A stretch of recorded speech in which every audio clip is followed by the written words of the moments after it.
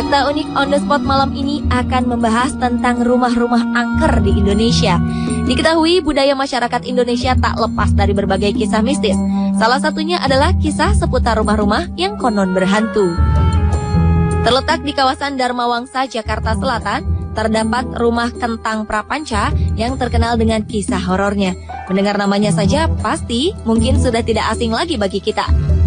Rumah Kentang merupakan rumah yang dianggap angker oleh masyarakat. Rumah ini bercirikan memiliki pohon bambu bercat putih.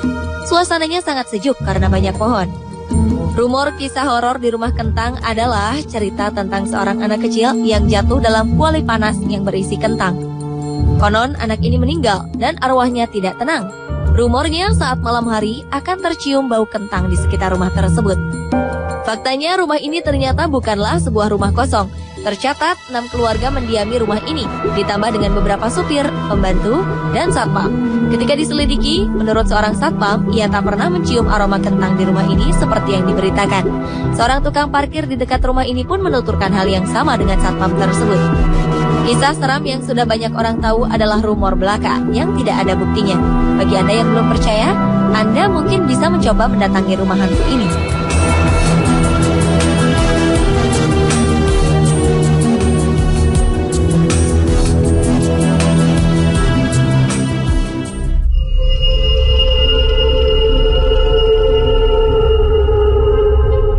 Di Surabaya terdapat rumah hantu Darmo yang terkenal menyeramkan. Konon menurut masyarakat setempat, rumah kosong ini dihuni makhluk gaib. Rumah hantu Darmo ini terletak di Jalan Puncak Permai 2, nomor 26, Suko Manunggal, Surabaya. Dari pengamatan luar saja, rumah hantu Darmo sudah terlihat menyeramkan. Rumah besar ini kondisinya sudah tidak terawat. Atap rumahnya sudah tidak ada, hanya menyisakan pilar-pilar serta tembok. Bagian halaman rumah dan bagian dalam ditumbuhi semak belukar. Kisah dari rumah hantu ini sendiri sudah menyebar hingga pelosok tanah Jawa. Kabarnya rumah elit ini awalnya dihuni oleh sekeluarga. Namun kabarnya lagi, keluarga penghuni rumah ini tenggelam dalam kecelakaan perahu dan semuanya meninggal. Faktanya hingga saat ini baik satpam maupun masyarakat setempat benar-benar tidak mengetahui secara pasti siapa pemilik dan pewaris rumah hantu Darmo ini. Maka tak heran jika bangunan rumah Darmo mulai hancur dan berlumut. Kini keberadaan rumah hantu Darmo telah menjadi buah bibir paling terkenal bagi pecinta alam gaib di Surabaya. Kini rumah yang dulunya megah ini secara tak sengaja telah menjadi destinasi wisata horor oleh sebagian orang. Tempat ini justru tidak pernah sepi dari pengunjung.